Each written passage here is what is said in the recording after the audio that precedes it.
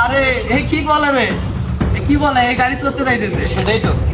আরে পাগলা শোন, এদিকে আয়, শোন। বলে তোর কি বাপদাদা চোদ্দ গোষ্ঠী কারো কোঠা আছে? না। কোঠা নাই? না। আচ্ছা, তোর কি কোনো অন্য কোনো সরকারি অনুদান বা একদান কোনো কিছু আছে? না।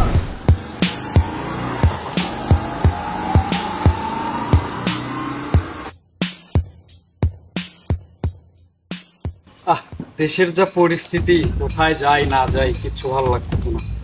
শিপনরে একটু কল দেই, ওরে নিয়ে একটু ঘুরতে যাওয়া যায় না?